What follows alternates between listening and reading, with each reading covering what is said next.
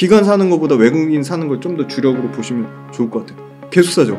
이 빨간 거 보이세요? 와. 그냥 미친 듯이 삽니다. 좋은 걸 아는 거죠. 그리고 너무 싼 걸 아는 거죠. 그래서 저는 좋게 보고 있고.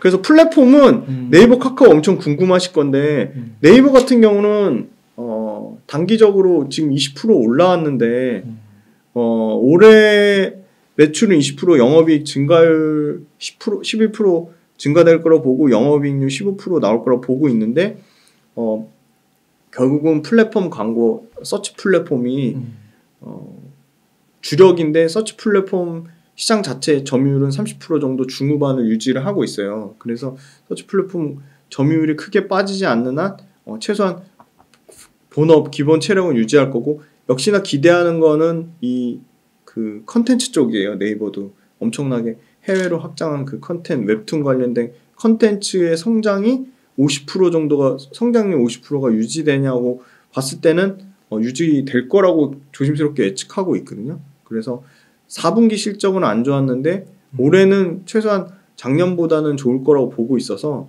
네이버 같은 경우도 제가 갖고 있는 입장이라면 저는 조금 더 보유할 것 같아요.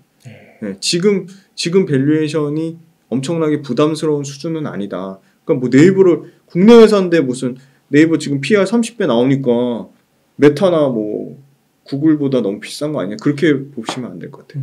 우리나라 플랫폼 회사로 봤을 때는 30배가 과거의 평균 PR 45배의 뭐 절반까지는 아니더라도 30% 싼 밸류에이션 싼 거거든요. 물론 밸류에이션 싸다고 무조건 사야 되는 건 아니지만 네이버 자체는 카카오보다 월등히 저는 경쟁력이 있다고 보고 있고요. 네이버가 하고 있는 비상장 회사들하고 최근에 인수한 뭐 그 크림하고 그 포시마크 그거 다 뭐 중고거래 관련된 플랫폼인데 어찌됐건 간에 플랫폼의 확장성 측면에서 봤을 때 결국은 네이버도 그 뭐 웹툰도 많이 보는 그런 이 월간 활성자 수, 이용 활성자 수, MAU 그게 커져야 되는데 그 MAU 자체 성장 폭은 줄어드는데 MAU 자체는 굉장히 커지고 있어요. 최근에 진짜 잘하고 있는 게 네이버가 비용 들어가는 거 코스트를 엄청나게 줄이고 있어요. 뭐 마케팅이라든지 뭐 인건비라든지 여러 가지 보이지 않게 비용을 줄이고 있고요. 그 다음에 웹툰도 그렇고 그 광고도 그렇고 뭐 네이버 페이도 그렇고 네이버 쇼핑도 그렇고 이거를 일단은 물량으로 때려박자 일단은 캐파를 키우자 그런 전략을 2022년까지 가져가다가 올해 같은 경우는 철저하게 수익성으로 가자. 웹툰도 기존 웹툰 구독자가 조금이라도 돈을 더 쓰게 하는 방법.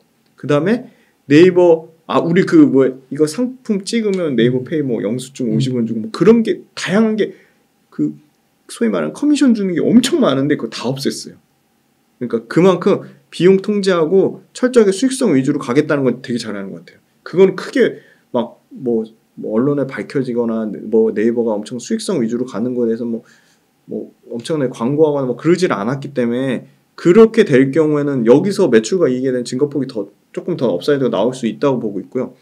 그래서 수익성 위주로 가면 아까 말씀드린 웹툰, 서치 플랫폼, 네이버 페이, 뭐 네이버 관련된 중고거래 이런 게 그 성장폭 자체가 줄어들지만 않으면 여기서 뭐 지금 고점 대비 55%, 4% 빠졌는데 더 빠지기는 어렵다고 보고 있어요.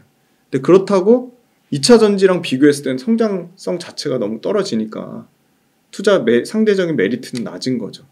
근데 저는 네이버가 지난번에도 말씀드렸지만 삼성전자보다 훨씬 더 매력적인 회사라고 봅니다. 플랫폼에 가진 가치를 봤을 때.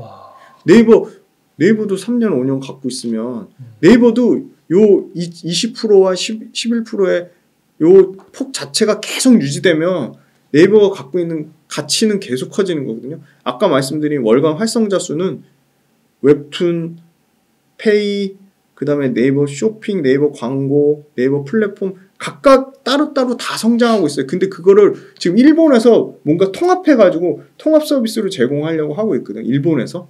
그래서 그것도 뭔가 그 무슨 마이네임 서비스 그게 아마 포텐이 터지면 플랫폼 효과를 이제 해외에서 조금 더 숫자로 찍히는 게 나올 것 같고 그래서 저는 신규 투자 관점에서는 매력이 2차 전지에 비해서 낮지만 플랫폼 자체로 투자를 꼭 내가 플랫폼주를 하나 가져가야겠다 하면 네이버는 저는 당연히 좋다고 봅니다. 1등은 2차전지. 네, 1등 2차전지. 네. 그리고 화학은 그 소위 말하는 하이브리드 화학에 주목하자. 기초석유화학 제품 플러스 2차전지랑 결합되는지, 기초석유화학 제품 플러스 태양광이랑 결합된다든지, 기초석유화학 제품 플러스 특수소재, 특수첨단 소재랑 결합된다든지, 그런 회사가 1등이 하나솔루션인데 하나솔루션은 지금 태양광이랑 엮여서 최근 고점 대비 23% 빠졌지만 매출과 이익이 유일하게 증가하고 있고요. 그리고 시가총액도 엄청 커졌어요.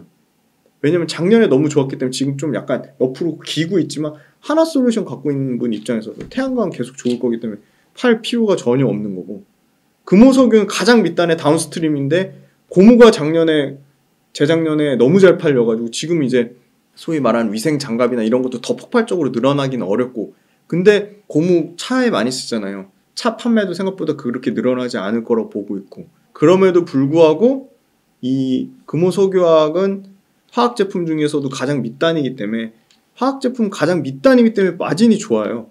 그리고 여기서 더 막 엄청나게 빠지진 않더라고요. 영업이익이 28%나 올해 감소될 거로 예상하는데도 주가가 거기서 어떤 악재가 나와도 어떤 안 좋은 소리가 나와도 화학은 바닥 밑에 지하실이 있을 거야. 그런 얘기 아무리 나와도 안 빠져요. 그래서 전 매력적이라고 봐요. 배당을 또 주지 않나요? 금호석유 배당 많이 줍니다. 네, 배당 많이 주고 제가 눈여겨보는 회사 이 두 개 회사 갖고 왔는데요. 한솔케미칼은 반도체 웨이퍼 표면을 닦는 과산화수소인데, 과산화수소 그게 돈이 돼, 엄청나게 돈이 되고요. 완전 독점이고요. 과산화수소 초고순도의 과산화수소 만드는 게 기술인데 그걸 압도적인 기술력을 갖고 있고요. 거의 삼성전자 거의 독점 납품이고요. 그 다음에 과산화수소도 엄청난 이런 진입장벽과 가격 경쟁력을 갖고 있다. 근데 이 회사도 완전한 이제 2차전지 회사로 탈바꿈 할 거다. 2차전지 바인더를 연간 3,500억씩 매출이 나오고 있고요. 1조 가까이 매출 나는 회사인데 30% 가까이 되는데, 거기에 플러스 아까 말씀드린 양극재 말고 제가 제일 좋게 보는 실리콘 음극재단의 대주 전자재료처럼 실리콘 음극재를 말만 무성했는데 드디어 올해 2023년 상반기에 실리콘 음극재 대주전자재료에 아마 강력한 경쟁자로 한솔케미칼이 양산합니다. 근데 자본력으로 쳤을 때는 한솔케미칼은 한솔그룹이라는 뒷배경이 있잖아요. 대주전자재료랑 진짜 막상막하 우열을 다릴 정도로 실리콘 음극재에서 독보적인 이 기술 경쟁력이 나올 거라고 보고 있고, PER 13배는 이거 그냥 화학업체 밸류에이션인 거죠. 화학업체 지금 코스피 200 에너지 화학이 8배인데 이거는 지금 IT 소재도 하고 2차전지도 같이 하잖아요. 그래서 2차전지 밸류 실리콘 음극재 양산되면 그 밸류를 아마 받을 겁니다. 그리고 유일하게 매출과 이익이 모두 증가해요. 지금 한솔케미칼 한 번도 역성장하지 않았어요. 그래서 아무도 관심 없는데 한솔케미칼 누군가는 사겠죠. 자, 보시면 한솔케미칼 지금 최근에 계속 올라오고 있는데 외국인이 사요. 기관 사는 것보다 외국인 사는 걸 좀 더 주력으로 보시면 좋을 것 같아요. 계속 사죠. 이 빨간 거 보이세요? 와. 그냥 미친 듯이 삽니다. 좋은 걸 아는 거죠. 그리고 너무 싼 걸 아는 거죠. 그래서 저는 이제 한솔케미칼 좋게 보고 있고, 그 다음에 두 번째, 이 DL은 소나무 펄프에서 원재료를 만들어서 화학 제품을 만드는 회사인데요. 각종 윤활유 첨가제, 위생용품, 엄청나게 많은 전방 산업에 들어가는 건데, 다른 에탄올이나 이런 ECC 같은 경우는 중국에서 미국에서 공급을 엄청나게 늘려놔가지고 가격이 폭락 나왔거든요. 근데 이 회사는 원자재 단 가격 폭락 나오면 제품 판가를 못 받거든요. 근데 이 회사는 소나무 펄프를 원재료로 쓰는 회사를 인수했어요. 미국의 탑급 회사를 인수했거든요. 크레이턴이라는 회사를 인수했는데, 크레이턴이 글로벌 탑5에 들어가는 완전 그 바이오 케미칼 회사예요. 근데 소나무 펄프 원재료를 쓰니까 재료비는 안 빠지는데, 최근에 에탄 크래커나 그 ECC나 NCC 납타 크래커를 쓰는 회사들이 판가를 올리기 시작했어요. 중국 춘절 기대감을 가지고. 그러니까 중국 리오프닝 때문에 이제 드디어 중국도 석유화학 제품 이제 막 쓰기 시작할 거다. 그래서 재고가 빠르게 줄고 있고요. 그걸 실제 반영하는 게 효성 TNC가 막 80% 마이너스 났다가 갑자기 스판덱스 다시 재수요가 올라온다 해서 효성 TNC가 날아가거든요. 그거 반영하듯이 기초석유화학 제품도 아무리 나빠도 여기서 더 수요가 꺾이진 않을 거다. 그리고 수요가 안 꺾이더라도 공급을 폭발적으로 늘리지 않으면, 수요와 공급에 의해서 철저하게 공급이 늘어나지 않으면 가격이 안 빠지거든요. 지금 석유화학 제품이 전반적으로 공급이 늘어나지 않아서 가격이 안 빠지는데 이 회사는 원재료를 너무 싸게 하니까 소나무 폴프 원재료를 싸게 하는데 가격만 판가만 올라가는 상황에서 마진이 엄청나게 좋아지는 거거든요. 그래서 이 회사도 영업이익이 40% 증가해요. 그래서 아까 말씀드린 크레이튼이란 미국 회사 인수해서 그 미국 회사 하나만으로도 영업이익이 2,500억, 2,300억에서 2,500억이 이익이 그냥 구조적으로 그냥 폭발적으로 성장하는 모습을 보여주고 있어서 순수 석유화학 회사 중에는 이게 대림 석유화학 옛날 구 대림 그쪽이거든요. 뭐 많아요. 재밌어요. 뭐 이 소위 호텔 사업도 하고요. 네, 호텔에서도 연간 300억씩 이익 나는 회사. 대표님 글래드 호텔을 갖고 있어요. 기본 사업도 잘하는데 그 자회사 뭐 DL 케미칼하고도 시너지 효과도 있고 뭐 호텔 사업도 하고 그래서 구조적으로 좋아진다. 그래서 크레이튼이라는 회사의 사업 가치가 본격적으로 올해부터 반영된다. 그러니까 석유화학이라고 다 나쁜 게 아니고 가장 밑단에 가장 고부가치 다운스트림을 하는 업체들. LG화학도 다운스트림을 해요. 가전제품에 들어가는 뭐 PVC, 그다음에 소위 말하는 그 태양광 소재를 들어가는 뭐 여러 가지 EVC 같은 제품도 하고 그런 것들 고부가치 제품을 만드는 회사는 석유화학 시향이 빠져서 그냥 도매급으로 매도당해서 싸진 거거든요. 그러니까 이 회사는 DL이나 한솔케미칼 같은 경우는 석유화학 시향은 안 좋지만 석유화학 시향조차도 지금 최바닥 수준이다. 거기서 차별화된 제품 포트폴리오로 매출과 이익이 성장한다? 그럼 역발상의 관점에서 봐야 되죠. 그래서 아니나 다를까 롯데케미칼, 하나석유, 금호석유, 한솔케미칼, DL 모두 그럼 그냥 좋아지는 게 그게 보여야 되잖아요. 누군가는 사서. 최근에 좀 팔고 있지만 이거 보세요. 외국인이. 네. 야. 이게 산다는 거는 그냥 사지 않잖아요. 뭔가 펀더멘탈이 구조적으로 개선됐다는 걸 알고 사는 거거든요. 하나솔루션도 샀다 팔았다는 하고 있지만 외국인이 최근에 좀 사고 있습니다. 많이 사네요. 많이 사죠. 네, 보이시죠? 화학주가 관심은 없는데 최근에 좀 수급이 들어오고 있습니다. 그래서 좀 역발상의 관점으로 좀 보자. 그리고 미용의료기기는 1등주, 2등주, 3등주 클래시스, 파마리서치, 제이시스 메디칼 보는데 매출과 이익이 꾸준히 20%씩 성장하고 밸류에이션 아직 비싸지 않은 수준이다. 네, 다 20배 미만이에요.